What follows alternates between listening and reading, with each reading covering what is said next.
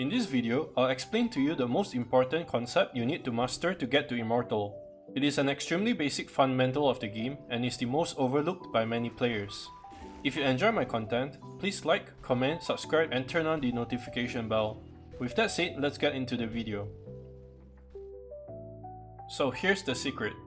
When you feel lost, go push a wave.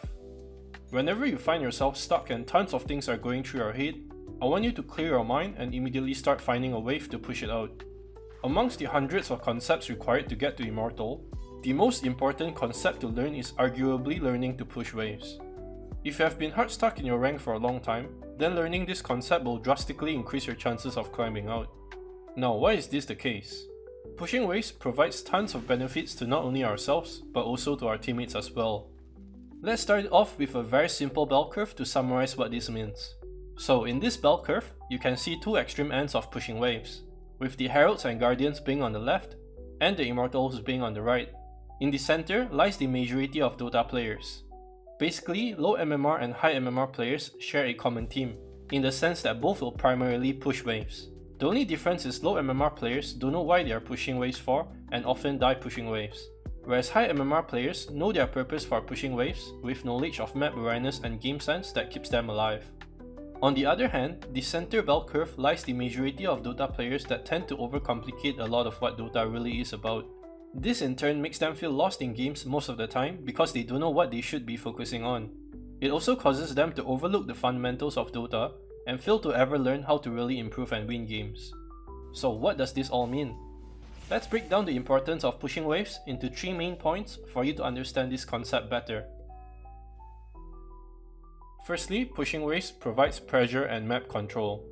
When you push out waves, you are basically forcing enemies to respond to your push.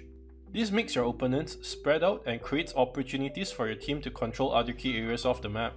At the same time, this also provides you with opportunities to make plays based on who shows up to defend the pushed in lane, such as a support or low health core that can easily be killed. Secondly, pushing waves helps maintain tempo for your team. Constantly pushing waves forwards into your enemies prevents them from being able to execute strategies or set up objectives. It will repeatedly force them into reactive positions rather than allowing them to initiate their own plays. You will also be limiting the enemy's ability to farm as you deny them of their own jungle and interrupt their farming patterns. This is done by cutting off their vision based on your wave movement. Thirdly, pushing waves generates the easiest and most efficient form of farm. This is especially true during the early stages of the game when trying to hit item timings and power spikes. After coaching more than 1,000 students throughout the years, the most common mistake I see players make is that they prioritize farming jungle camps backwards over pushing waves forwards, even when they are allowed to do so without dying. As a result, this will make their farm extremely slow and cause them to hit item timings way later than they should, especially if they are playing heroes that cannot flash farm like Spectre. Do note that supports also need to push out waves that their cores aren't pushing in order to take more dangerous farm and create safer openings around the map for their cores to farm. Now, we identify this as open lanes where no cores are present in the lane and there is low risk of dying there, or your hero has a way to clear waves without putting yourself in danger. For example, Hoodwink with Acorn and Bushwhack can clear waves without showing herself, and Phoenix with Fire Spirits can slowly burn waves down. If you are a support and there are no open lanes available, meaning all lanes are taken by your cores, then your job would be to go to the strongest core and sit close to him in preparation for making plays. On the other hand, in cases where there are lanes without cores present, then your job would be to go to these lanes and attempt to push them out when you have nothing to do. By the way, if you have been stuck in your rank for a long time, I am here to help. Over the past 4 years, I've coached more than thousands of students and have helped hundreds of players improve drastically with more than 90% success rate. This includes helping many of my students get to Immortal. So if you want to finally climb MMR, feel free to reach out to me on Discord at balloon#5243 or join my Discord channel. The links are in the description box down below. With that said, let's get back to the video. When it comes to pushing waves, it is an intricate skill that requires extensive game sense and map awareness. Simply showing yourself to hit creeps without good fundamentals of map awareness will often lead to you feeding much more than you really should. This is where the dilemma of less experienced players come into play. Most players are often scared to go to lane and push waves because they fear getting caught and feeding in turn. Let's take this Alchemist example here. He is seen to be farming defensively away from the lane despite the enemies being around mid. Instead, he should be farming towards the top camp acid spraying the wave from inside the trees, then teleporting back to triangle afterwards.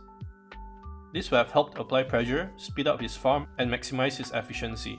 Instead of running away from lanes every time, it is much better to spend 5 to 10 seconds waiting for information while hiding in the trees or farming jungle camps safely behind in order to get more information before you decide to show to the lanes.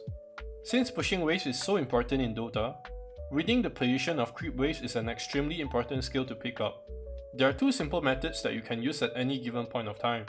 The first method is to use your creeps as reference to mirror the enemy's creep position on the map. The second method would be to use the game timer to read the creep wave's movements. Personally, I would encourage learning to read the game timer instead because the game timer not only covers the wave spawn timer and positions, it can also help us identify jungle camp stacks, power rune spawns and such. Here's a quick guide to estimate the creep wave position by game timer. So you will need to divide the map into the side lanes and mid lane. On the side lanes, creeps arrive at half the lane at 15 seconds, and they will meet by tier 1 tower at 30 seconds. On the mid lane, creeps arrive at half the lane at 9 seconds and they'll reach river by 19 seconds. Every 30 seconds a new creep wave will spawn. Therefore, the wave that spawns at 0 seconds would be halfway through the lane at 15 seconds and reach tier 1 tower area by 30 seconds. And the wave that spawns at 30 seconds would be halfway through the lane at 45 seconds and reach tier 1 tower area by 1 minute, or when the game timer reaches 0 to signal 60 seconds. On the mid lane, the wave that spawns at 0 seconds will be halfway through the lane at 9 seconds and will meet at the river by 19 seconds. The wave that spawns at 30 seconds will be halfway at 39 seconds and reach river by 49 seconds.